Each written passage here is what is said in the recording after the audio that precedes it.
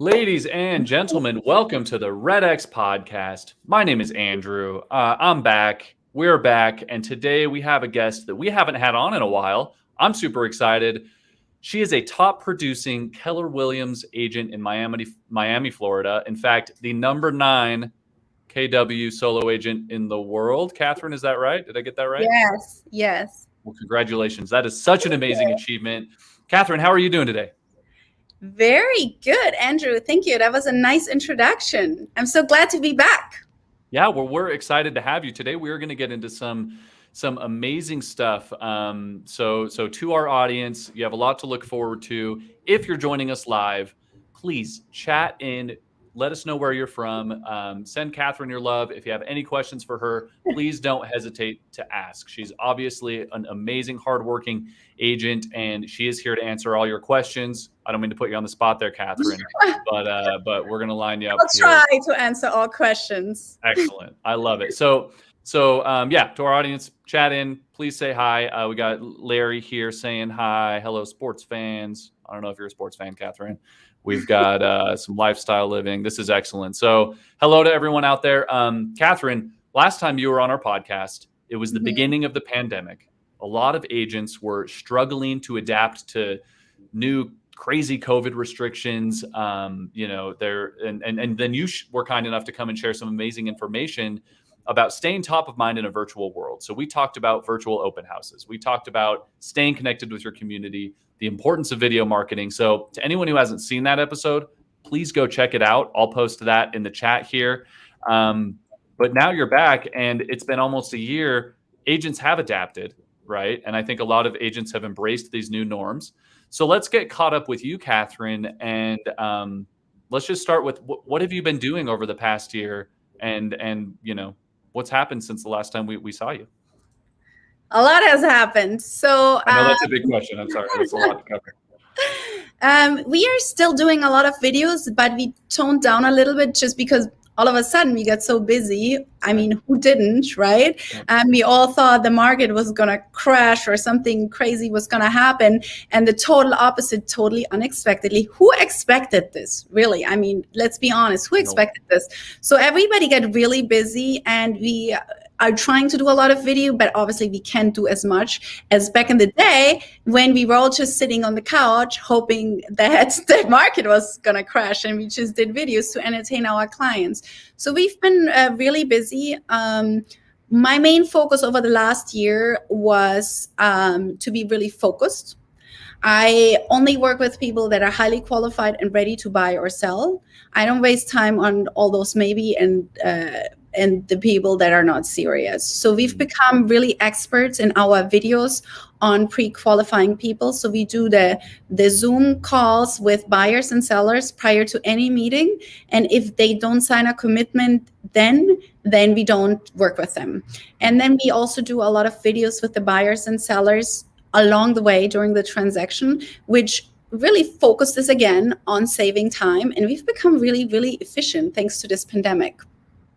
That's incredible. And I think a lot of agents are maybe in a similar boat where, yeah, it forced you to find new ways to be efficient online. And what that created was kind of this happy accident where, yeah, online can be more efficient for so many different aspects of real estate. So that's great. I mean, it sounds like it's been a super productive year. And you primarily work in the luxury market. Is that right? Or I do anything. I always feel that anybody, no matter what price range, deserves attention and deserves a roof over their head. We do a lot of luxury, but we also today I have a closing for $120,000 condo, and that one took 5 months to close. Wow, that's out of the. So we work in any price range, and we also do rentals. So. Yeah. I hope I will never change this approach. I know a lot of people, they set their minimum price range to, I don't know, 500,000, especially in my market, a lot of people $1 million.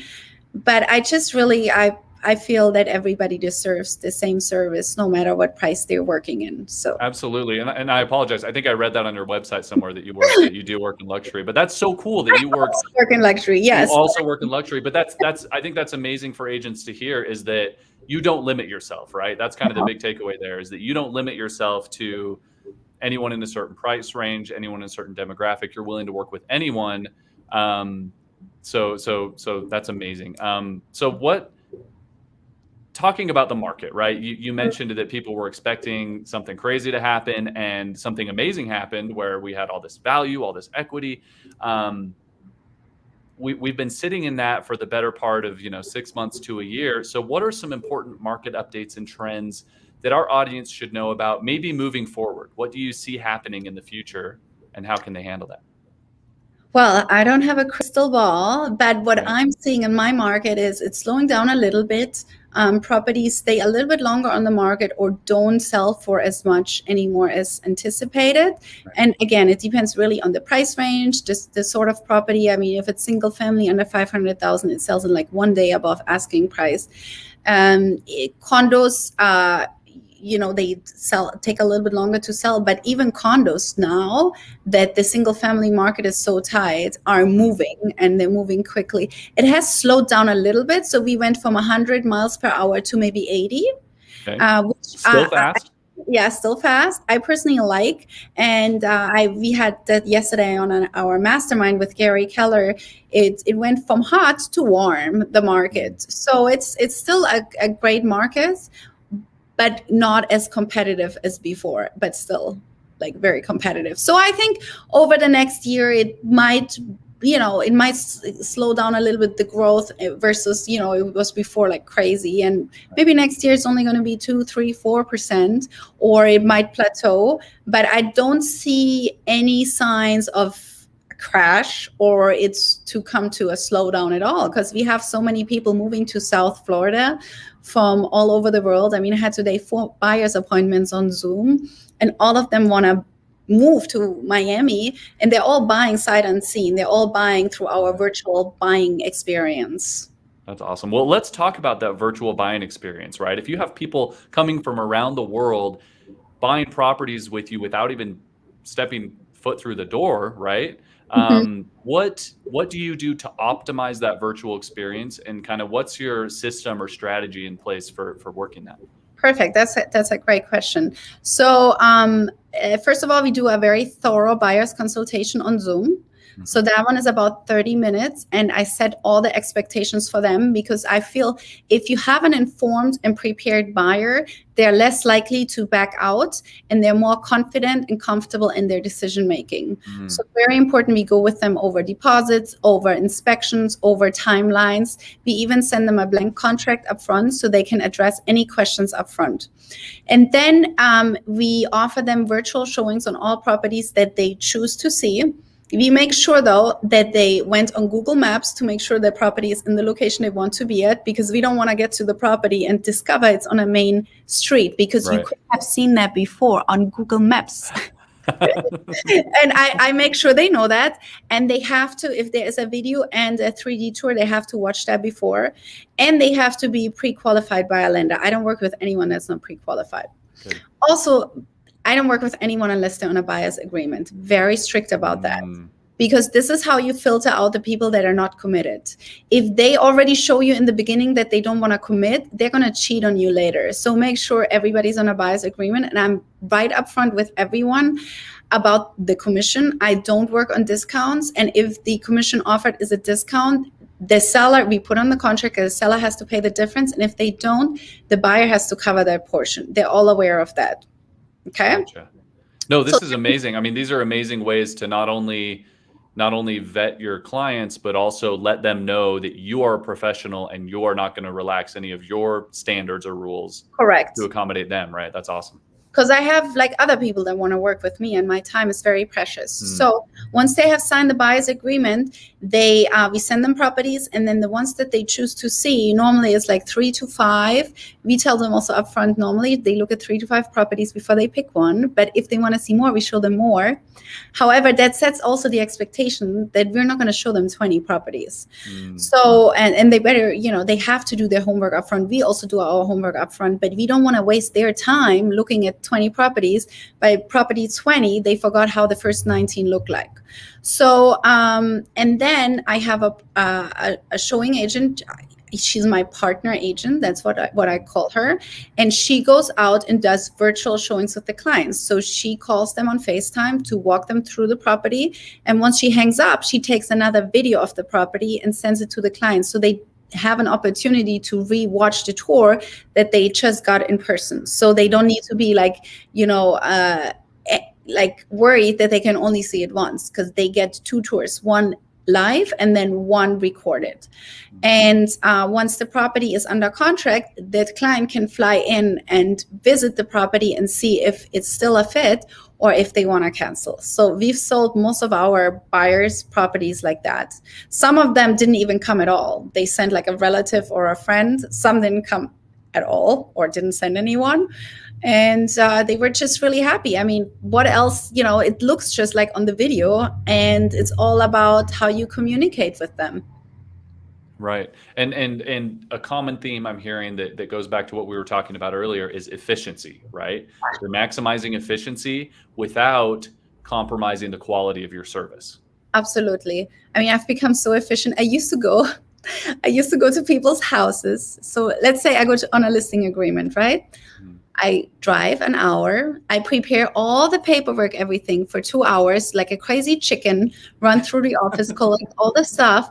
Then I go to the house. I sit on their kitchen table. And, once you sit on their kitchen table and they show you pictures of their children and paintings on their walls and whatever, it takes me 2 hours to get out, because I like to connect with people. I like to talk to people.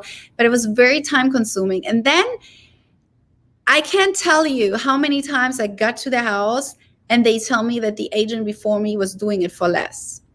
That doesn't happen to me anymore now. Yeah. So now they have to sign a listing agreement after our Zoom call.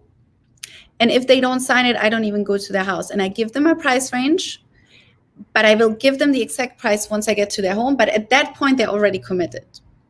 So I make sure they know I don't set the price. The market sets the price. And if you want to work with me, if you want to commit to me and I commit to you, it's a two-sided interview, then we're moving forward. But if they interview 4 others that do it for less, like, I will never be the cheapest. But if they're looking to net the most money, then I'm the girl. Amazing. And you talked about you really like to make a quality connection with all of your clients, right? So have you found that doing things virtually in any way compromises the, how able you are to make that quality connection? Or how do you balance that with being super efficient, super productive online without compromising that relationship? So here's the thing. People are not looking for a best friend, okay? Most of the people that I work with, they actually have friends that are in real estate, and they chose not to work with their friends. Interesting. They want someone that gets them the most money, or the buyers, they want someone that gets them a house in the best terms and price. So it's a business decision, and I do connect with my clients, and they love me also on a personal level, but I don't need to be their best friend. As a matter of fact, I tell you a quick story. I had a client. I introduced her to another friend of mine, so I knew that client before my friend knew her. And then I see pictures online where my friend was invited to this client's baby shower, and I was not invited. And I'm just thinking, dude, like, I've known you longer than this girl. But then I thought to myself, listen, they bought and sold 2 properties with me. I'm like, I don't need to be your friend. As long as you buy and sell properties with me and we're like friendly with each other, I don't need to go to your baby shower. I don't even like baby showers. So I was like, okay, good. I don't have to do that. So people are not looking for their best friend, and it's a business. A lot of people don't want to mix business with pleasure. So if they want to be a friend, I'm their friends, but don't get too close with your clients either. Sure. It sounds like healthy professional boundaries, which I think is something that gets muddled a little bit in real estate sometimes, right? I've heard plenty of coaches saying, no, you should be their best friend. You should follow up as if you're their brother or sister or their neighbor or whatever. And I like this. I like this vibe of no, I'm here to be maybe a quality professional relationship, but ultimately to get you what you want, which is the best deal on a house or the most money in your pocket for selling, right? Exactly. That's excellent. So going back to some of these virtual tools, you talked about using Zoom, you talked about using FaceTime. What other tools do you use, or how do you think that you use them differently to make this virtual process as efficient as possible? So I use Dub. I mean, you can use any video software you want. And I have pre-recorded videos that lead the buyers and sellers throughout the whole process, because I kept repeating myself and explaining to people how this works. Right. And I was just, oh my God, if I have to explain it one more time. And again, we're talking about efficiency. So what happens once you're under contract? The first video is called Next Steps. It explains exactly what happens. Now is the inspection. You have that in that many days. The inspector comes out. It explains all the steps, and people can rewatch it. Okay. Also, then you have a record that you sent it to them, because I've had people that said, "Oh, you never explained that to me." I said, "Well, I actually did. I sent you a video and I saw you watched it. You watched the whole video. Here's the video again." And I resend it to them, and people love it. They're like, "Oh my God, those videos are so informative." So I do that. That is one process. And then you said that service is called Dub? Dub, D-U-B-B. D-U-B-B, okay. Yeah. I have a tryout link for it that I can send you. Oh yeah, let's do that. Say that. Anyway, my friend Sarita told me about it because her nephew or cousin started it. So, and then we do once a week a market update with the numbers just listed, pending and sold. We don't make it too complicated. We don't put withdrawn, canceled. We don't put all this. Make it very clean. We put just listed, pended and sold. And we do a market update video with a nice background. And I do that on green screen. And that one I send to my clients. I post it on social media. And then I also use the geo leads from REDX, where I pull the email addresses of the clients that live in the farm area or around my listing. And I include them in the video. Amazing. That's awesome. So, so I love this idea of these pre-recorded videos with this Dub program. And if you want to share that link, that's totally fine. I think that's awesome. Any tools that will help our audience, kind of strengthen their business and follow suit with a lot of the stuff you're doing is amazing. I will post it on the. You have this on Facebook, right? Yes. If you post it in our chat here in our comments. Do two things at once right now. No, that's awesome. You're totally fine. Well, this is great. So I want to get kind of touching on geo leads again. Is you mentioned pre-show that you work with a lot of your sphere of influence, right? Past clients, friends, family, probably referrals. It sounds like your business has gotten to that really solid, almost self-sustaining place where you don't have to do a ton of lead generation. But I love that you mentioned using geo leads for some of these kind of farming techniques. What are some other ways that you use geo farming, whether it's for lead generation or whether it's for sharing content? Okay, so one of the things I want to point out right now, the market is moving so quickly. And if you're a newer agent, you probably think you're amazing and you have it all figured out and you're the star of the century.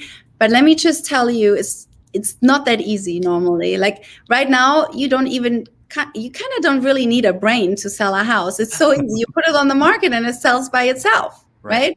So all of us are forgetting that maybe a year ago, you actually had to work to sell a house, right? And everything is getting so easy and people are cutting back on marketing because all they have to do is put the house on the MLS.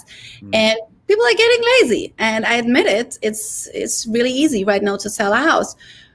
However, what we now reinforced is to follow up on every sold listing and every buyer sale to get additional leads out of it. Because we were like, okay, we sold, moved on to the next, sold, moved on to the next. We never really milked that sale. So over the last few months, we started really digging into the farm areas of the listing, like the circle prospecting. So before we put a listing on the market, we send out letters that get to the neighbors' mailboxes on the day the listing hits the market to make sure that the neighbors know about the listing. And we got a lot of business from that. So just because the market moves so quickly and everything is selling so quickly, make sure you milk the sales that you've done to get new business. And I know you don't have time, and I know you're so overwhelmed with work, but if you forget that, in a year when the market maybe slows down, you're going to be having no business. Yeah. Yeah. And I think this is a super important thing for agents to hear from a successful agent like you, which is that no matter how well you're doing in real estate right now, in the past, you should always be preparing for the future. Correct.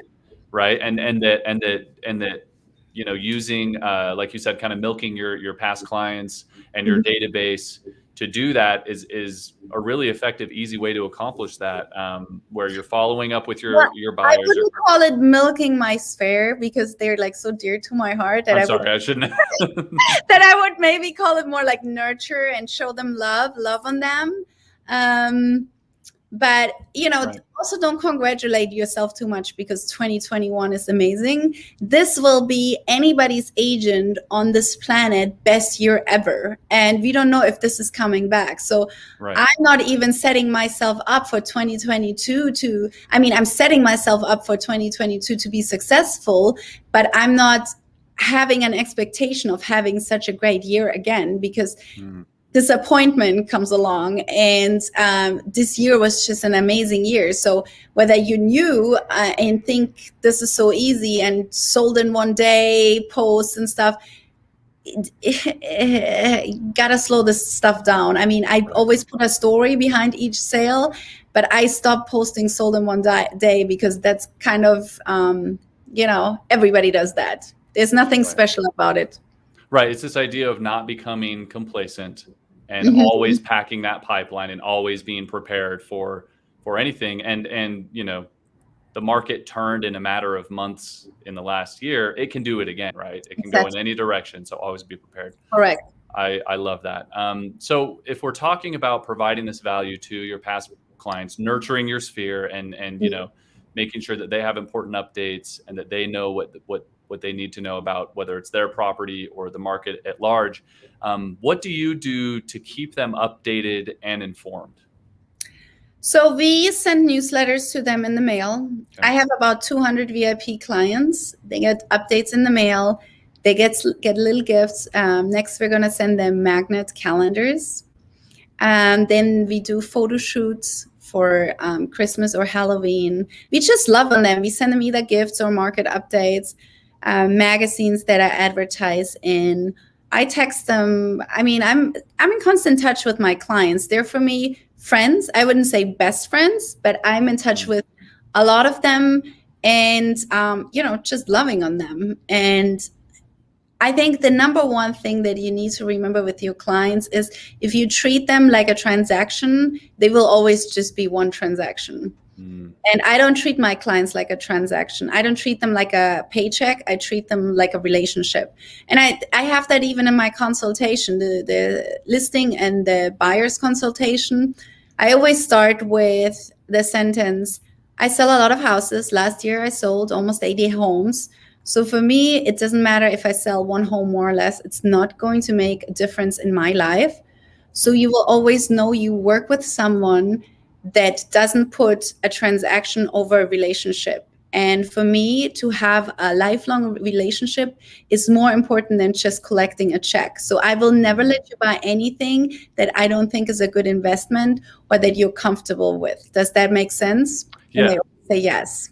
Yeah, no, totally. Absolutely. And I think this is awesome, because going back to this balance of professional relationships, right? You don't want to, you know, you're trying to walk that line of, okay, are we best friends? Are you my real estate agent? Let's create professional boundaries. I think a lot of agents, especially newer agents, when they're nurturing their sphere, they don't know how frequently they should be following up, how frequently they should be staying in touch to maintain those professional boundaries without coming across as salesy. Because I think that's everyone's worst nightmare, is pressuring their sphere too much, coming across as pushy or salesy. So on kind of a granular level, what does that look like? Like, how often are you following up with each person in your sphere? Is it every month? Is it every week? You mentioned the newsletters, you mentioned some of the videos, but if we're breaking it down on a timeline, what's kind of a healthy way to break that down and still maintain that professional? Okay, so they are my email mailing list, which is about twice a month. I used to do it more often where they just sold, just listed. I don't do that anymore because people unsubscribed. People don't care if you just list and especially the just sold, nobody cares. Trust me, nobody cares. It's just bragging on a high level. You need to bring them value. If you don't have anything of value to give, don't reach out to people, because if you just want to take and not give, people will sense that right away. I personally dislike takers because I'm a huge giver. So if you don't have anything of value to give to them, don't reach out to them. So because I'm such a big giver, because I'm right now fundraising for the charity, it's really hard for me to ask people, hey, it's Kathrin, can you please give to my charity? Sure. But, I've come to learn that people actually love to give to charities, and now I've overcome. So, now I've gotten a few donations already since I started. But anyway, give them something of value. So yes, people still know that I sold because I posted on Facebook and I put a story behind every post. So it's not just sold in one day, right? Mm-hmm. But I send them an email with market update information, and on the bottom it shows the just sold listing. So it's like, here's a market update or what's happening in the neighborhood, and in the end it says something about just sold. It's like, by the way. So that the newsletter, so twice a month. Then we do 4 times a year. They get some sort of gift: one for the summer, one for the spring, one for Christmas, one for like September, October, the calendars. And then I text with them. Like, I'm in touch with my clients. I love them. Even when I'm on vacation or ride with them, people always ask me for stuff, and I absolutely love it. I tell everyone, listen, even after the closing, I don't want our relationship to end at the closing table. Just know I'm always here for you, and I want to be of value to you. So if you need anything, even outside of real estate, please reach out. And people reach out to me with the craziest requests you wouldn't even believe what people are asking me. But they ask me for painters, contractors, nannies. Like, I placed nannies with people. It's just anything, and I absolutely love it. Some people ask me, what color should I paint the outside of my house? And I absolutely love those requests because they value my opinion as far as resale value. And because I own so many properties myself and have done so many remodels, I can tell people right away how much things cost, what resells, what's wanted. And I mean, the worst thing that can happen to me is a client that does a remodel and doesn't consult me and then calls me 2 years later to resell, and I find out they removed a full bathroom and did all the work without permits. It just happened to me recently. Oh no, that's terrible. And I'm like, why did you not call me? Yeah. So provide them with value. And my people know I have like all the great contractors and service providers, so they always call me with stuff. Yeah, I love it. That's excellent. So let's go through, if you don't mind, recap this list of touches that you do with your sphere. You said about 2 newsletter emails a month. Yes. Right. And I think that's a pretty appropriate amount, right? It's not like you're showing up every day or every week in their inbox. Correct. They're not going to unsubscribe. There's no unsubscribes now. Excellent. It sounds like that's a really sweet spot, right? Yes. And the content is always valuable. Don't overwhelm them with listings. A few just listed, just sold. But your videos that you say are amazing. Seasonal gifts. I love this one. And I know that this isn't something that all agents or newer agents will be able to do, but once you build that sphere and that community, I think this is incredible. Small gifts, calendars, some of the things you mentioned. Anything that fits in an envelope. Okay. Nice. Well, one year we did PJs, but that was expensive. I bet it was. Yeah, especially for a giant sphere. Yeah. So about 4 gifts a year, nice personal touches. And then that initial text, that text right after you close of, hey, I'm here for you, right? I think that's another perfect example of that balance between I care about you, I'm here to help you, but with some community connections, right? Being professional connections. That's incredible. And then it sounds like that just kind of feeds itself, right? They reach out to you, you reach out maybe to check in with them, and it's just kind of organic conversations from there. Absolutely. And my past clients send me so many referrals. And that's what that's amazing. Mm-hmm. Awesome. Well, Kathrin, we are running low on time here. We got to wrap up in the next couple minutes, but I just want to give you an opportunity for the last word. Anything that you want to leave here with our audience today? Put you on the spot. Where do I want to leave? Any final advice? Be a giver. Yeah. There's so many takers in this world, and people that are always looking out for what's in it for me. And I'm a person that can feel if there is a person across from me that just wants something from me without wanting to give something. And I can tell you that I'm an absolute giver. I give to so many people without ever getting anything in return, that this is not how I operate. Like, I like to give, and eventually you'll get something back. This is how life works. Life is a karma. Whatever you give, you get back. Maybe not from that person, but from another person. And life is a circle. So be a giver and provide value to people, love on people, and eventually you'll get something beautiful back. I love that. And we thank you for giving your time and your expertise with our audience today. I know they're all very grateful. To our audience, thank you so much for joining us. Give a shout out to Kathrin. Thank her. Kathrin, where can people find you online if they want to follow you and your content? Absolutely. So on Facebook, Kathrin, Rein, Kathrin, there's no E in Kathrin, and Rein, Rein. And then on Instagram, I'm Beautiful Miami Team. And my motto, my logo is Make It Rain. And that's my last name, Rein. And make it rain, people. Excellent. Let's make it rain. To anyone who is watching today or listening and you want to catch a replay, we have all these podcasts on Apple, Google, wherever you like to listen. You can catch the replay on YouTube. Please like and subscribe. And if any of you would like to continue this conversation online, find us on Facebook, REDX Elite Prospectors. Go find Kathrin on Facebook. We both, REDX and Kathrin, we both do a lot of great work with lab code agents. So go check them out. She's done some amazing webinars with lab code agents as well. So go catch it. Kathrin, again, thank you so much. And to everyone out there, you bet we'll catch you next time. Have a great day. Yeah.